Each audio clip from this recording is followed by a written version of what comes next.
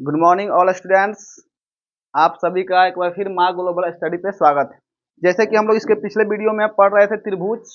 त्रिभुज में हमने पहला वीडियो में त्रिभुज के बारे में पढ़ा, पहला चैप्टर 6.1। उसके बाद हमने पढ़ा थेल्स प्रमेय का विलोम और उस पर आधारित क्वेश्चन कर रहे थे। तो पहला क्वेश्चन उदाहरण किए थे, लेकिन उसके बाद दूसरा क्वेश्चन जब कर रहे थे तो मोबाइल ऑफ हो गया और जिसकी वजह से वीडियो पूरा नहीं हो पाया। इसलिए आज हम फिर से 2 नंबर उदाहरण से पढ़ रहे हैं। देखते हैं 2 नंबर उदाहरण क्या कहता है। देखिए इसमें क्या होता है कि इसमें जो दर्शाना सिद्ध करना होता है, सिद्ध करने वाला में हम बताए थे कि 3 काम होता है। एक चीज दिया हुआ होता है, उसमें कुछ अपना दिमाग लगाना होता है और दिमाग लगाने के बाद में आपको जो दिया हुआ चीज है उसे करना है, सिद्ध कर देना है। देखिए क्या कह रहा है, इसमें कह रहा है कि एबीसीडी एक समलंब है। ये क्या है? समलंब है, जिसमें AB समानांतर है DC के। ये AB किसके समानांतर है? ये AB जो है वो समानांतर किसके है? DC के। उसके बाद में असमानांतर भुजा है AD और BC। ये भुजा और ये भुजा क्या है? असमानांतर है। असमानांतर मतलब होता है जिसकी बीच की दूरी समान न हो। उसके बीच में क्या होता है? E और F है और ये रेख रेखा है EF भुजा AB के समानांतर। यानी ये जो है ना, अगर हम इसमें ट्रिपल लाइन खींचते हैं, ये जो है EF, ये किससे समानांतर है? EF समानांतर है AB के। EF समानांतर है AB के। EF समानांतर है AB के, ठीक है। तो आपको साबित करना है AE बटा ED, AE बटा में ED और BF बटा में FC। ध्यान दीजिए, पहले हम काम करते हैं गिवन। जो दिया होता है उसको लिखते हैं। पहले हम काम करते हैं गिवन वाला, जो दिया होता है उसको लिखते हैं। क्या दिया हुआ है? AB समानांतर दिया हुआ है DC के। AB समानांतर किससे दिया हुआ है? DC। AB समानांतर दिया हुआ है DC के। दूसरे का क्या दिया हुआ बताइए? दूसरे का दिया हुआ है कि EF समानांतर AB। EF समानांतर किससे दिया हुआ है? EF समानांतर किससे दिया हुआ है? AB के। EF समानांतर दिया हुआ है AB के, ठीक है। AB समानांतर DC और EF समानांतर AB। अब ध्यान समझिएगा, ये भुजा इस भुजा के समानांतर है और ये भुजा इस भुजा के समानांतर है। ध्यान दीजिएगा, ये वाला भुजा इस भुजा के समानांतर है और ये वाला भुजा इस भुजा के समानांतर है। तो ये वाला भुजा इस भुजा के भी समानांतर हो जाएगा। समझ में आएगा ना? इस दोनों से समीकरण देखिए ना, अगर आप इस दोनों को देखिएगा तो AB AB कॉमन हो जाएगा। और जब AB AB कॉमन हो जाएगा तो ये EF किससे समानांतर हो जाएगा? DC हो जाएगा ना। अगर इस दोनों से देखिएगा ना, अगर आप इसको मान ले समीकरण 1 और इसको मान ले समीकरण 2, तो आप कहेगा कि समीकरण 1 तथा समीकरण 2 से क्या हो जाएगा? EF समानांतर किसके हो जाएगा? DC। बात समझ में आ गया? इतना समझ में आ गया होगा। अब ध्यान दीजिए, ई था गिवन, गिवन दिया था उसे एक रिजल्ट निकला, उसको मैंने निकाल लिया। इसको भी मान लो समीकरण 3, ठीक है। इसको समीकरण ले लिया हम लोग 3। अब हमको क्या करना है? सिद्ध। सिद्ध करने के लिए इसका बट्टा में ए लाना है, इसका बट्टा में ए लाना है। हमने थेल्स प्रमेय पढ़ा था तो उसमें एक त्रिभुज बन रहा था और त्रिभुज में जब दो भुजा समानांतर होते थे तो उसकी भुजा क्या होता? अनुपात बराबर होता था। तो यहाँ पर त्रिभुज तो नहीं बन रहा है। जब त्रिभुज नहीं बन रहा है तो इसका मतलब है कि हमको त्रिभुज बनाना पड़ेगा। यानी यही दिमाग लगाना है, दूसरा काम करना है दिमाग लगाना है। यही दिमाग लगाना है कि हमको क्या करना है। हमको तो पहले सिद्ध करना है। क्या करना है? पहले इस दिया हुआ इस पर क्या करना है? सिद्ध करना है। सिद्ध करना है कि क्या सिद्ध करना है बताइए? सिद्ध करना है कि AE बटा में ED is equal to BF बटा में FC। AE बटा में ED और BF बटा में FC। लेकिन ये हम तभी सिद्ध कर पाएंगे जब ये त्रिभुज बन पाएगा, क्योंकि त्रिभुज बन पाएगा तभी तो हम थेल्स प्रमेय लगा पाएंगे। तो त्रिभुज बनाने के लिए अपने ओर से हम क्या करते हैं? रचना। क्या करते हैं? रचना। अब बताइए कौन सा एक लाइन खींचे जिससे क्या बन जाए? त्रिभुज बन जाए। तो आप चाहिएगा तो क्या, यहां से लेकर यहां A और C को मिला सकते हैं ऐसे। जब आप A और C को मिला दीजिएगा तो एक त्रिभुज ADC बन जाएगा और एक त्रिभुज ACB बन जाएगा और दोनों त्रिभुज में हम थेल्स प्रमेय आराम से लगा सकते हैं। तो हमने एक रचना किया और जो आप रचना करते हो उसको आपको लिखना पड़ेगा। रचना क्या लिखना पड़ेगा? रचना। रचना आपने क्या किया? रचना आपने किया कि A को C से मिलाया, A को C से मिलाया। हम रचना जो है इसीलिए करते हैं ताकि हम साबित करना आसानी हो जाए। अब हम रचना कर दिए, अब हमको साफ साफ दिखाई दे रहा है कि एक त्रिभुज बन रहा है और इधर एक त्रिभुज बन रहा है।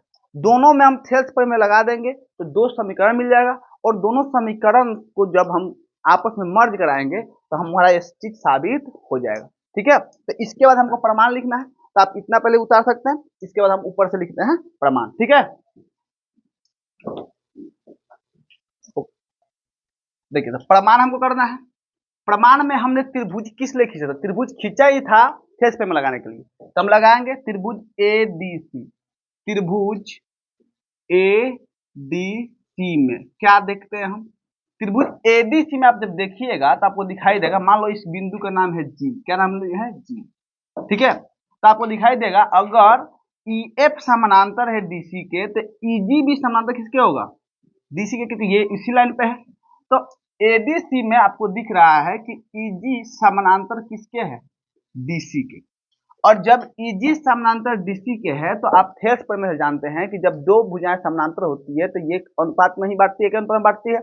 तो यहाँ पर क्या हो जाएगा? AE बाटा में ED, AE बाटा में ED is equal to AG बाटा में GC, AG बाटा में GC। इस वीडियो को आप तभी देखें जब आप थेल्स प्रमेय को बढ़िया से समझ लिए, नहीं तो फिर आपको कम कम समझ में आएगा। ठीक है, अब बताइए कहाँ से आया है? ये आया है थेल्स प्रमेय, थेल्स प्रमेय से आप लिख सकते हैं 6.1 से। ठीक है, तो बात समझ में आ गया। ये आपका हो गया समीकरण नंबर। अगला ले लीजिए, समीकरण नंबर क्या ले लेंगे? 3 तक लिए थे इस क्वेश्चन में, तो 4 ले लेते हैं, कोई दिक्कत। अब आगे बढ़ते हैं। एक त्रिभुज तो ये बना था, लेकिन इसका भुजा तो हमको मिल गया AE बटा ED, AE बटा ED मिल गया। अब हमको उस सारे भुजा भी चाहिए, मतलब हमको एक त्रिभुज लेना पड़ेगा ना। तो क्या होगा? त्रिभुज CAB या CBA। ठीक है, CBA में फिर से लिए हम, फिर से CBA लिख देते हैं, CBA में या CAB में। ठीक है, क्या देखते हैं? आप जानते हैं कि ये EF पूरा समानांतर किससे है? AB के। जब EF समानांतर है AB के तो इसका छोटा टुकड़ा GF भी समानांतर किसका होगा? AB के। यानी कि GF समानांतर किसके है? AB के। GF समानांतर किसके है? AB के। अब GF अगर AB के समानांतर है तो ये भुजा अनुपात में एक अनुपात में होगा, यानी CF FB CG और GA। तो बताइए CF FB बराबर किसके होगा? CG और GA, CG और GA। कोई दिक्कत? कहां से? ये भी होगा थेल्स प्रमेय से।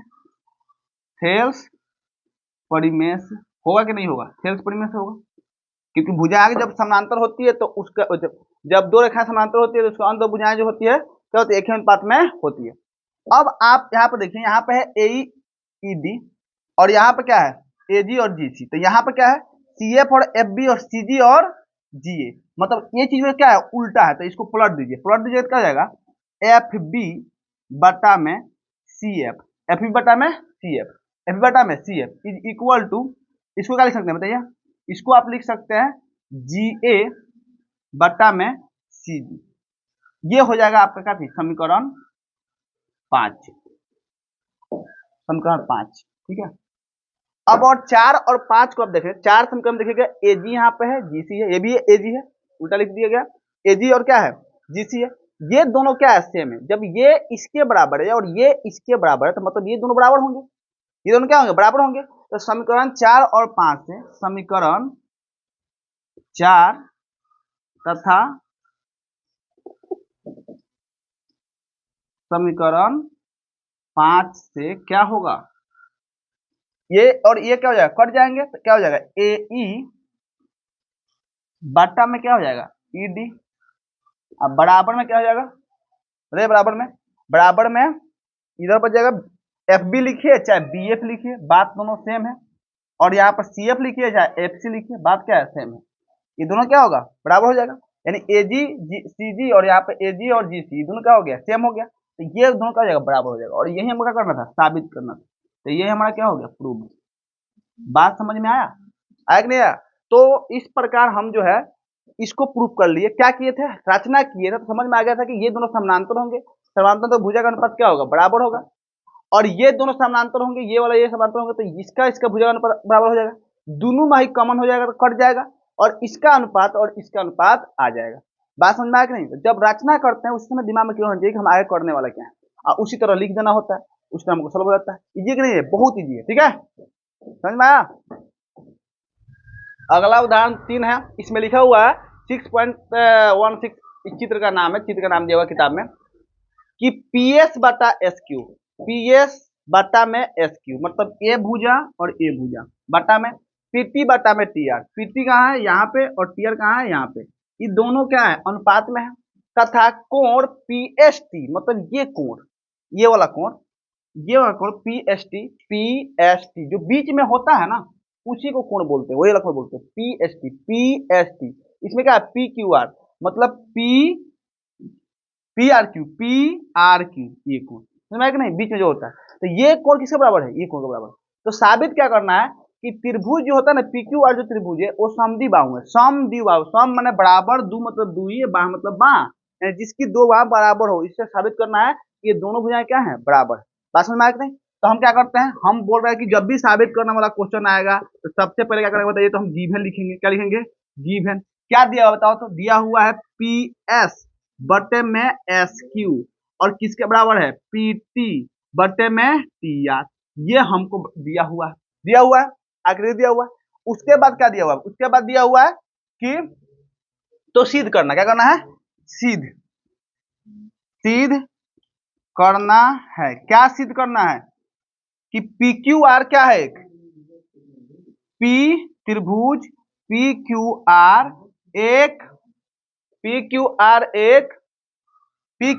एक समद्वि बाहु त्रिभुज है, समद्वि बाहु PQR एक समद्वि बाहु त्रिभुज, PQR एक समद्वि बाहु त्रिभुज है, यही साबित करना है आपको। आप बताओ क्या इसमें रचना की जरूरत है, दिमाग लगाओ, रचना की जरूरत है, रचना करेंगे। आप देखोगे ना तो ये अनुपात में दिया हुआ है, तो इससे हम साबित कर लेंगे कि ये इसके बराबर है, ये इसके बराबर है, समानांतर है, ये अनुपात में दिया हुआ है ना, अनुपात में दिया हुआ है, तो अनुपात से ये दोनों क्या हो जाएगा, समानांतर। कहाँ से, थेल्स प्रमेय के विलोम से। आप हर एक वीडियो देखिए, नहीं तो समझ में नहीं आएगा, बहुत टफ चैप्टर होता है, बहुत टीचर लोग इसको पढ़ाना चाहता नहीं है, क्यों, क्योंकि समझ में आता नहीं है, लेकिन हम आपको आसानी से पढ़ा रहे हैं, तभी आपको समझ में तभी आएगा जब आप हर एक वीडियो को बढ़िया से देखिएगा। एक वीडियो क्लियर करके अगला वीडियो जब पढ़ जाइएगा 100% समझ में आएगा, 1% वायरल रहेगा। लेकिन अगर वीडियो कंप्लीट नहीं है, समझदारी नहीं है, तो दूसरा वीडियो में जाइएगा, तब तक जाइएगा, ठीक है। तो अनुपात में दिया है तो ये दोनों भुजाएं क्या हो जाएगी, समानांतर हो जाएगी। और समानांतर का कंडीशन होता है, समानांतर कंडीशन होता है कि ये कोण उसके सामने का कोण क्या होता है, बराबर। समानांतर का कंडीशन होता है कि समानांतर का कंडीशन होता है कि ये दोनों संगत कोण क्या होते हैं, बराबर होते हैं, संगत क्या होते हैं, बराबर होते हैं, संगत कोण क्या होते हैं, बराबर होते हैं, संगत कोण बराबर होते हैं। तो इसलिए इसमें रचना की कोई जरूरत नहीं है, इसमें डायरेक्ट हम क्या करेंगे, प्रमाण करेंगे, क्या करेंगे, प्रमाण क्या करेंगे बताइए, प्रमाण करेंगे। ध्यान दीजिए, जो दिया हुआ होता है ना उससे कुछ हम रिजल्ट निकाल लेते हैं और उसका उपयोग प्रमाण में करते हैं। आप दिया क्या है बताओ, तो दिया है PS बटा में SQ is equal to PT बटा में TR, ये दिया हुआ ना। और हम जानते हैं कि जब अनुपात में दिया होता है, ये अनुपात ये है और ये अनुपात ये है, तो ये ST और QR क्या होंगे, समानांतर होंगे, ऐसा प्रमेय कहता है, जो हम बताए हुए हैं, क्या चीज कि ST जो है, इसलिए ST समानांतर होगा किसके, QR के, कहां से, थेल्स प्रमेय के विलोम से, थेल्स प्रमेय के विलोम से, या आप लिख सकते हैं 6.2 से, थेल्स प्रमेय के विलोम से ST समानांतर किसके हो जाएंगे, QR के, ST समानांतर QR के। अब जब समानांतर हो जाएंगे तो फिर क्या होगा, समानांतर होंगे ना, तो आपको लिखते हैं ऊपर मिटा के, समानांतर हो जाएंगे। अब समानांतर हो गए, जब समानांतर हो गए ना, तो समानांतर कंडीशन होता है कि जब दो रेखाएं समानांतर होती है ना, तो एक ही साइड के कोण क्या होते हैं, बराबर होते हैं, यानी कोण S वाला और कोण Q वाला क्या होंगे, बराबर होंगे। तो बताइए, कोण A P ना था यहाँ पे P, कोण P एस टी, कोण पी एस टी, कोण पी एस टी बराबर किसके हो जाएगा, पी क्यू आर के, कोण पी क्यू आर के, क्यों बराबर हो जाएंगे, क्योंकि एस टी समानांतर किसके है, क्यू आर के, इसके वजह से ये दोनों कोण क्या हो जाएंगे, बराबर हो जाएंगे। अच्छा, ये एस जो है इस आर के बराबर है, बराबर है, कहां से दिया हुआ है, आपके किताब में दिया हुआ है, क्वेश्चन में दिया हुआ है कि पी एस टी जो है किसके बराबर होंगे, पी आर क्यू, कोण पी आर क्यू, ये कहां दिया है, गिव है, क्या दिया हुआ है, गिव है। अब इस दोनों, ये समीकरण मान लो एक और इसको मान लो समीकरण दो, समीकरण एक समीकरण दो मान लो। अब इस दोनों समीकरण का उपयोग करेंगे ना, तो आप देखिए ध्यान से, इसमें पीएसटी क्या हो जाएगा, कॉमन हो जाएगा, पीएसटी कॉमन हो जाएगा, पी क्यू आर और पी आर क्यू क्या हो जाएगा, बराबर हो जाएगा। तो जब समीकरण एक तथा समीकरण दो से आप क्या देखेंगे, समीकरण एक तथा समीकरण दो से क्या देखेंगे कि ये और ये क्या हो जाएगा, कॉमन हो जाएगा, तो ये क्या हो जाएगा, कोण पी क्यू आर किसके बराबर हो जाएगा, कोण पी आर क्यू, यानी ध्यान दीजिए उसमें देखिए फिगर में क्यू बीच वाला होता है क्यू, यानी ये जो है ना कोण किसके बराबर हो जाएगा, इस कोण के बराबर हो जाएगा। जब ये दोनों कोण बराबर हो जाएगा तो ज्योमेट्री का नियम कहता है कि बराबर कोण के सामने वाली भुजाएं क्या होती है, बराबर होती है, बराबर कोण के सामने वाली भुजाएं क्या होती है, बराबर होती है। तो अब हम आगे इसको क्या लिखते हैं, बराबर कोण के सामने वाली भुजाएं क्या होती है, बराबर। तो बताइए अब क्या हो जाएगा, तो चूंकि हम जानते हैं, क्या जानते हैं, तो हम जानते हैं कि क्या जानते हैं कि बराबर कोण के सामने, बराबर कोण के सामने की भुजाएं, बराबर कोण के सामने की भुजाएं बराबर होती है। तो चूंकि ये कोण और ये कोण बराबर है, तो इसके सामने भुजा पी आर और इसके सामने भुजा का चीज पी क्यू क्या होंगे, बराबर, इसलिए पी आर बराबर हो जाएगा, पी आर बराबर हो जाएगा पी क्यू, पी आर बराबर कैसे हो जाएगा, पी क्यू, पी आर बराबर कैसे हो जाएगा, पी क्यू। आज जब दो भुजाएं बराबर हो ही गई तो त्रिभुज पी क्यू आर में दो भुजाएं बराबर हो गई तो क्या हो जाएगा, दोनों क्या हो जाएगा, त्रिभुज क्या हो जाएगा, समद्विबाहु। दो भुजा जब बराबर हो ही गई तो समद्विबाहु क्या कहता है, दो भुजा बराबर होनी चाहिए, जब दो भुजा बराबर हो ही गई तो इस त्रिभुज क्या हो गया, क्या हो गया त्रिभुज, बताइए, त्रिभुज हो गया समद्विबाहु।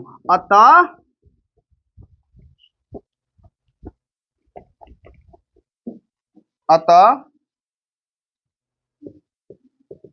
त्रिभुज पी क्यू आर एक क्या है, समद्विबाहु त्रिभुज है। यही क्या हो गया आपका प्रूव।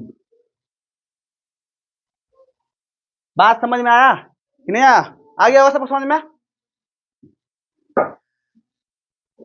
इस प्रकार हमने इस एक्सरसाइज में उदाहरण 1, 2, 3 कर लिए हैं और इस तीनों उदाहरण के आधार पे आपको जो है दिया हुआ है क्या, कौन चैप्टर 6.2, उसमें 10 क्वेश्चन है, 10 क्वेश्चन है, उसको पूरा करके आना है। फिर कल हम लोग 6.2 चैप्टर को पूरा करेंगे, 1 से लेकर 10 तक करेंगे क्वेश्चन, ठीक है। एक बार फिर से समझाते हैं, इसमें क्या दिया हुआ था, इसमें दिया हुआ था इस भुजा और इस भुजा का अनुपात दिया हुआ था, ठीक है, अनुपात दिया हुआ था। तो इस अनुपात के माध्यम से इस एस टी और क्यू आर क्या कर दिए, समानांतर कर दिए, इस थेल्स प्रमेय का विलोम कहता है, समानांतर कर लिए। जब समानांतर हो गया ना तो ये कोण और ये कोण क्या होगा, बराबर होगा, और ये कोण एक कोण तो बराबर दिया ही हुआ था, इस दोनों का उपयोग कर दिए, दोनों का उपयोग कर दिए कि एक कोण इसके बराबर होगा समानांतर से और ये कोण इसके बराबर होगा किससे, दिया हुआ से। तो दोनों को मर्ज करने पे दोनों ये कोण और ये कोण बराबर हो जाएंगे, और जब ये दोनों को बराबर होंगे तो इसके सामने वाले भुजा क्या हो जाएगी, बराबर हो जाएगी, तो क्या हो जाएगा, समद्विबाहु त्रिभुज हो जाएगा, ठीक है।